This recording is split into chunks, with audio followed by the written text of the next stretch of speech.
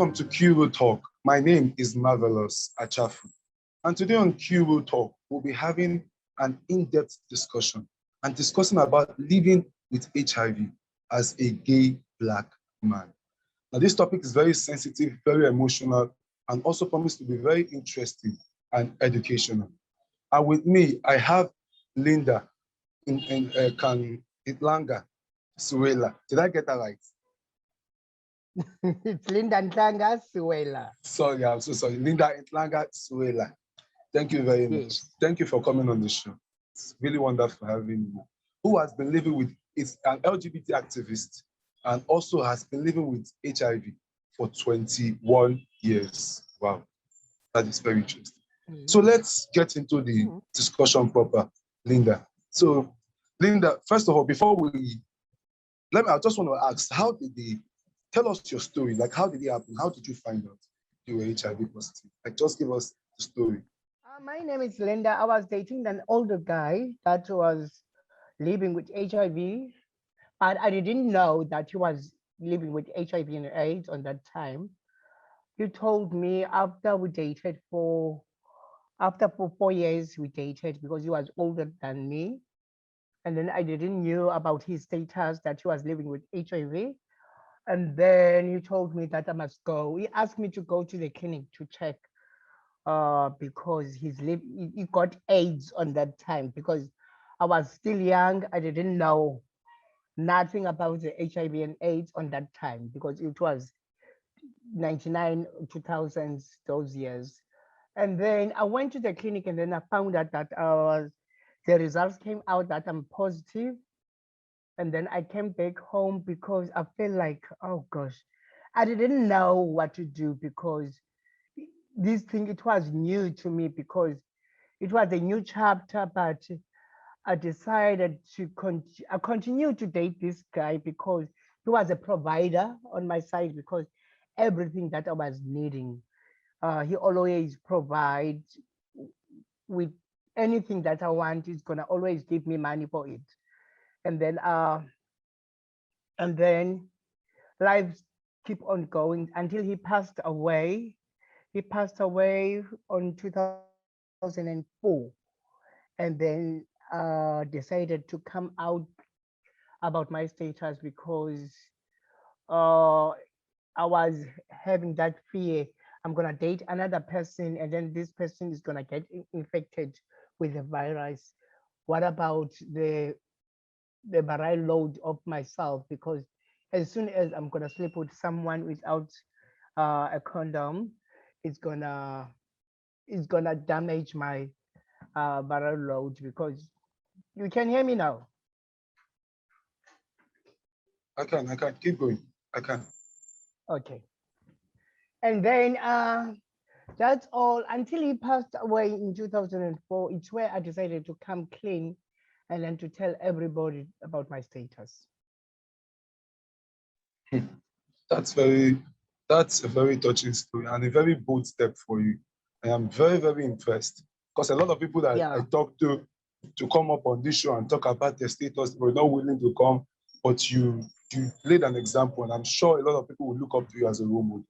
Now, speaking of viral load and treatment, which is the ARV, let's talk about treatment first. How has your body been reacting to the treatment, and how accessible is treatment for you as a gay man? First of all, the stigmatization, where do you get how does it work for you? Because there's the stigma. Some people will tell you that, oh, one stigma they have is even if they want to go for treatment, as a gay man, you get discriminated, they look down upon you, especially if the doctors or the nurses, they belong to a particular religion, either Muslim or Christian, or that do not support gay men, or that do not recognize gay men, or that discriminate gay men. So how accessible is getting health care for you?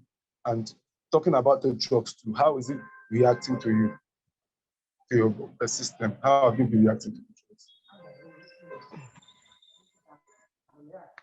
Marvelous. On that part, I don't want to lie, it was not easy for me.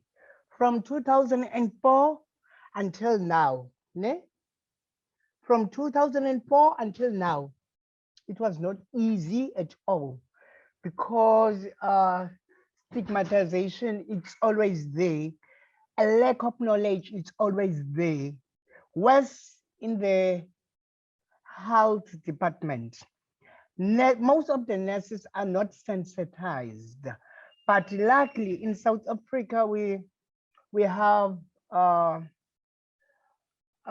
clinic that calls Help for Men that accommodates LGBTIQ, whereas men who have sex with other men. We are lucky that we have that kind of clinic here because ANOVA uh, opened that kind of clinic for us because I decided after I was stigmatized at the clinic, I decided to move from that clinic to go to Greenpoint. I have to move from my township to go to another clinic, and then I have to spend money to go there to that clinic because of I I don't feel comfortable because nurses, when you say that you are gay, they're gonna call one another to come to they want people to see. They're gonna ask another nurse to come to have a look on you because as you told him that you are gay, because they don't have that kind uh, of training. That is a lack of knowledge that they have on them. But luckily now, ever since I moved from their clinic to move to Help for Men, I don't have any issues. I'm free and happy with the service that they give us there because most of the people that who are working there are the MSM, a men who have sex with another men. That's all that I can say for now. How accessible is healthcare for getting treatment, rather getting treatment over there and being HIV positive as a gay man? Because it's bad enough. People like the nurses, the doctors, and some healthcare workers, they are homophobic because of their religion, their culture, their background. They do not see gay men as someone worthy of living.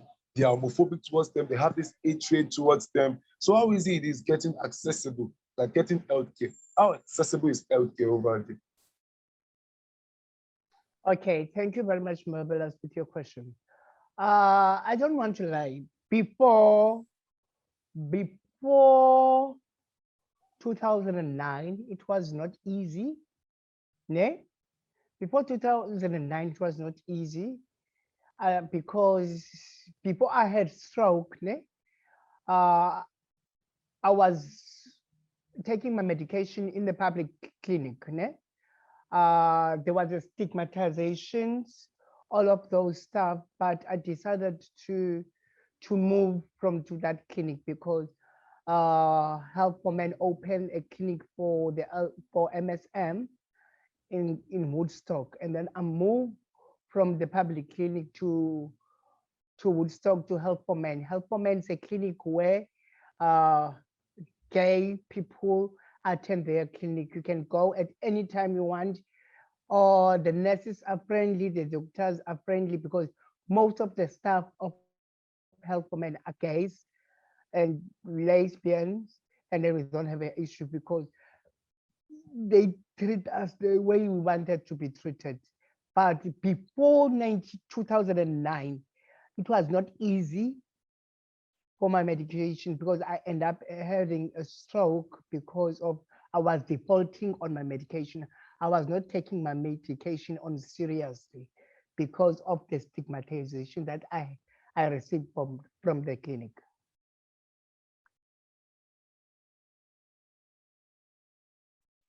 So let's talk about let's talk about how the treatment has been going for you now that you take it regularly. Is it working? How is your body reacting? Just the ARV treatment, quickly, just touch on it. How has the thing been working out for you now that you're on medication? Okay. In terms of the medication now, I don't have side effects because ever since uh, I started to take the medication from 2009 ne, until now. But in the past time, I had side effects, but now I don't experience any of those things because The medication is on my body because I've been living with HIV for 21 years now. I don't have any side effects now. So I would like to touch on one topic. It is a little bit controversial, but I would still like to ask the question nonetheless. According to reports, it has been released that over 20 million young adults, that is from the age of 15 years to 24 years, are getting infected or infected with HIV. That's an estimate. So, and the school of thought, there are some people that belong in this category whereby they know that they are infected, but they are not willing to go on treatment. And they deliberately infect other people. There are people like that. I know of someone like that that used to be in Nigeria, in a particular state called Kwara State. He was busy infecting people. And because I used to be a social worker, so I approached this person and said, see, what you're doing is wrong. You're supposed to go on medication and you are basically killing yourself and also killing other people. And he told me like, yes, I was giving HIV, but someone gave me too. So I have to give other people too. There are many people like that. They know that their HIV status, they are positive. They've been told before, but they decided that they will not go on medication. They quote the Bible, they quote the Quran, quote scriptures and say, I will not go on medication. I will get healed. Two things for me. First question I would like to ask, do you feel that there should be a law that sends people to jail if you are deliberately infecting people with HIV? Because there are countries like Scotland, like Wales, European countries that send people to jail if you are deliberately infecting people with HIV and AIDS. Whether you like it or not, there are young generations coming up. They are naive, they want to explore. And if these people end up meeting them, they are more likely to give the younger ones HIV and AIDS. So let me just break the question down and ask, do you feel like there should be a law that criminalizes people who deliberately or recklessly infect people with HIV? Thank you very much, Marvelous, again. I like what you're asking. I think there's supposed to be a law. But in my country, I think there's something, if you affect someone on purposely, you can get arrested for that because you're supposed to tell that person that you are living with the HIV positive. But now, people are so cruel outside there. They are ashamed to say that I'm living with HIV. Even myself, it was not easy for me to come out with my status. But what I noticed, even each one of us as LGBTIQ plus community, we are discriminating each other. We are stigmatizing each other. If you know my status, it's not your platform to tell that person that don't go to Linda, is living with HIV positive. Linda has the right to tell that person that if that person wants to date with me, I'm the one who's supposed to disclose my status. It's not you who's supposed to disclose my status. Is that the mindset of the people? Most of the people that are ashamed to come out with their status, they are afraid to be rejected. They are afraid to be stigmatized about their HIV status. Another thing, what I noticed, ever since I come out to all the people that I'm coming out to the guys that are trying to date me, I've been honest with them to tell them that I'm living with HIV positive, take it or leave it. And then some of them, they reject me because of my status. But what I noticed, after 2 months, they're gonna come back, ask to date with me again, saying that I was afraid to tell you I'm also living with HIV. It means that person was, because he didn't love me, he wanted to infect me with the virus. You see what I'm saying? I think there's supposed to be a law that is saying that. That's all that I can say for now. And I also want to throw a follow-up question. I love what you said about telling the person, you don't out people's HIV status. You let them say it to other people. Linda, we don't have a problem if people were HIV positive and you do not tell people if you're on drugs. Okay, let me just quickly educate our viewers if they don't know. If you take your medications every day correctly, you become, it gets to a stage where you become, you is equal to you, meaning undetectable is equal to untransmittable. Yes. Meaning you cannot give anybody the virus, you cannot share the virus with anybody. So whether you like, even if you don't tell someone that you are positive or you do, you cannot infect that person. The person can get infected through you. So imagine if every HIV person was undetectable, we will not have new cases of HIV.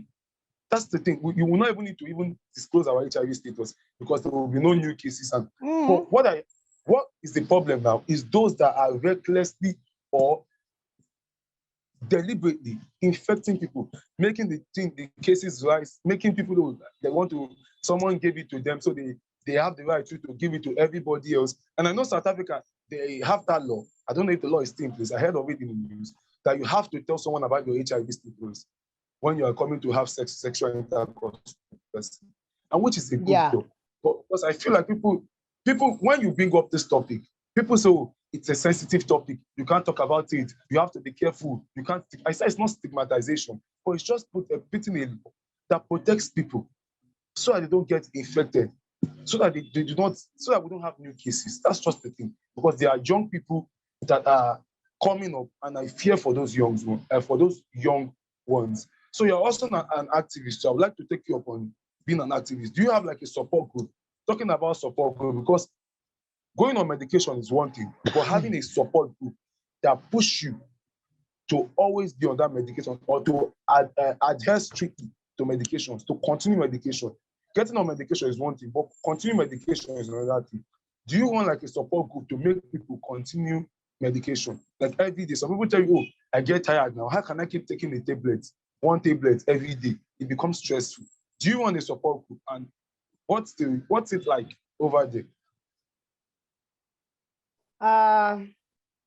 Now, I did support groups when I found out about my status.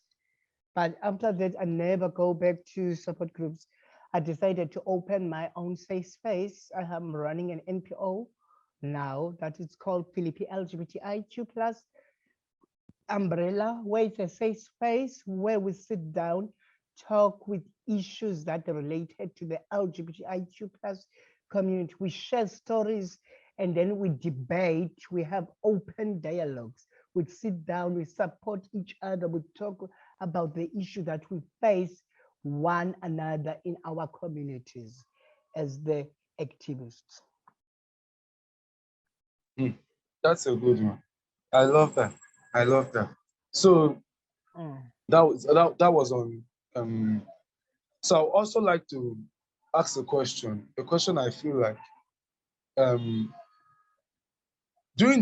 how would you say that has this thing weighed you down? Like when your result was told to you, did it weigh you down? How would you? Because there are people that they've been told their status, and from that period that they were told, it was depression throughout. They could not focus on their career, their jobs, they were destabilized. They could not just, life has just been terrible for them. They become addicted to drugs, they become drug addicts. And meanwhile, if you are someone that takes drugs or alcohol a lot, the medication can't work for you properly. It reduces the effectiveness of the medication. But some people, they will say that it's because they are thinking, ever since their status was disclosed to them, they've just been on this road to depression, to mental illness. So how did you get through yours? And how can you encourage somebody that might be watching that is positive? How can the person go through it, that stage, that depression stage, that mental illness stage? Marvelous for that questions. Um, I don't think I can say much because the time that I found out that I'm HIV positive, I was very young. I think I was 17 or 18 because now I'm 40 years old. I'm 40 years now. I think I was 17 or 16 or 18, something like that. I can't remember which year was it, but at the moment I found out the results, I was depressed. Although I was young, I was in the platform to commit suicide, but I didn't do it. The time that I went out from the the next door, going home, on my way home, while I was walking. You can see most when you're walking. Although you're going in front, you feel like instead of you moving forward, you feel like you're going back. My emotions was like that. Instead of going forward, I'm just going back instead of going forward. But I decided no. I went home, just went straight to my bed and then I slept. And then I just pray God give me strength to stand up for myself. I didn't ask for this. I didn't go any, I didn't, I didn't ask for this to happen to me. Because another thing, most of the people was in the gay industry. I know anal is a very sensitive place. Ne? I learned that while times go. And then I knew that, okay, if you are a man who have sex with other men, chances of you of getting HIV are very high because you are using an anal. You have to make sure that every time that you use, you're gonna do sex, you use protection for your safety because it's very important to make sure that you're safe. You can't sleep with anyone without protection until you know that person's status or you went together to the clinic to test and then you know that you are HIV negative, both of you, and then you know that as soon as you start to do sex without protections, there are consequences for that. That's all that I can say for now. Wow.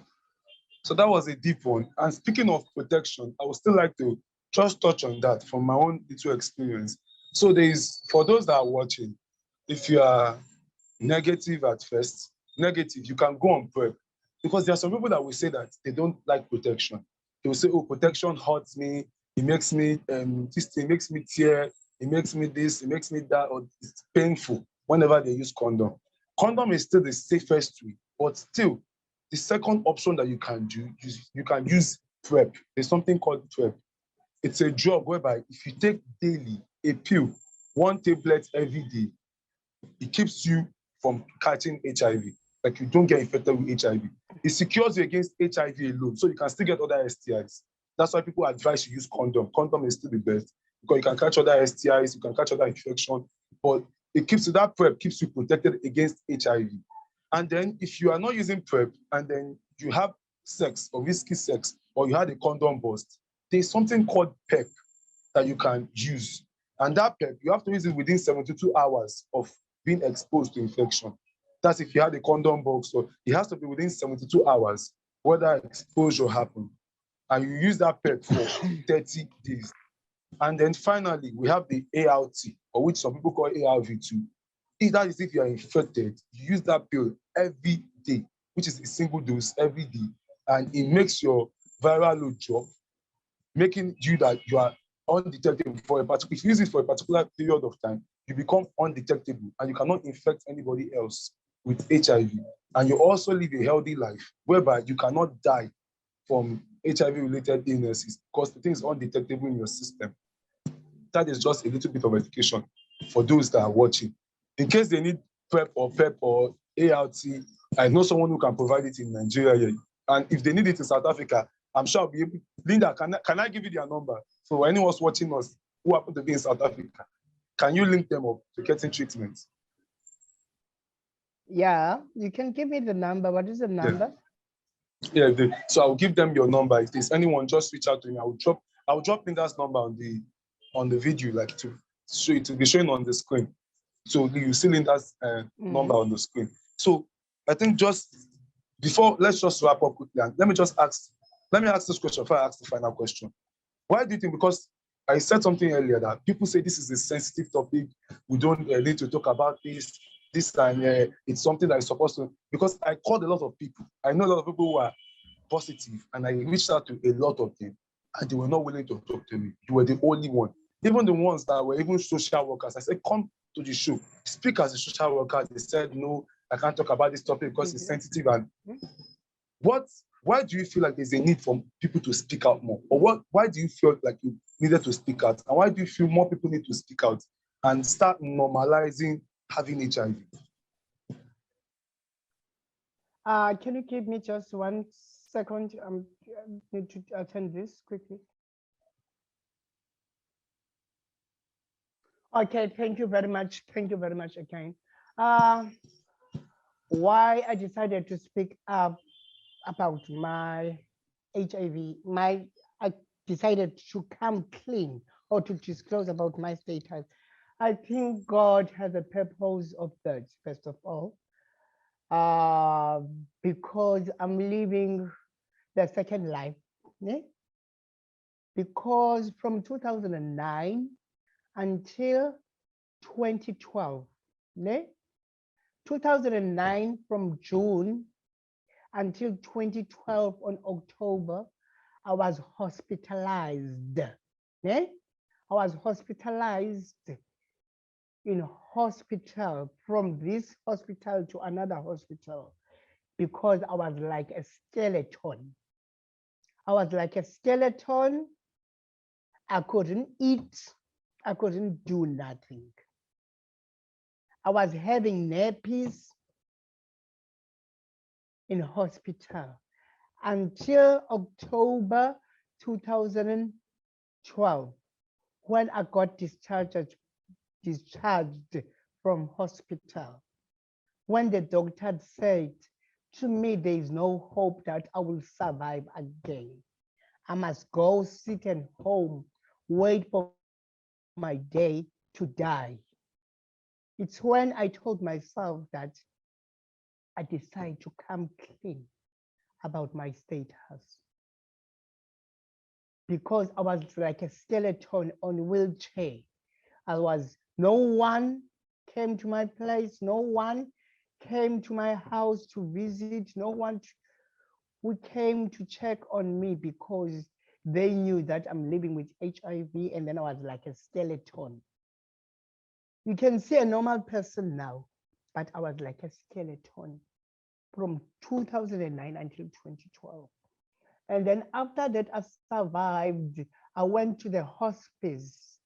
I survived to the hospice. It's where I gained a weight. I was sleeping on that day in my bed. I had a dream in a beautiful place, feeling my strength coming back. And then it's where I told myself, Linda, be yourself. Being HIV positive is not the end of the road. To live with the virus is not the end of the road. Whether they judge you about your status is not the end of the road. And then I asked God to give me a strength, because I was raising my siblings. My siblings, they were depending on me. They were very young on that time. I was not with them from 2009 until 2012.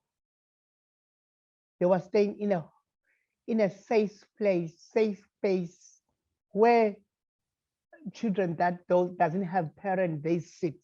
They were staying there until I come back on 2012. And then I asked God to give me a strength. God, give me power. Give me a strength to get up from this bed. I don't deserve this bed. Just give me my life back. It's where I told myself, Linda, everyone needs to be, you need to go to educate people, to tell them you can survive HIV positive.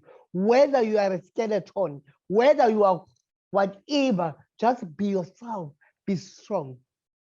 The doctors that told me that I must go home to sit, wait for my day, that I don't have, my days are numbers.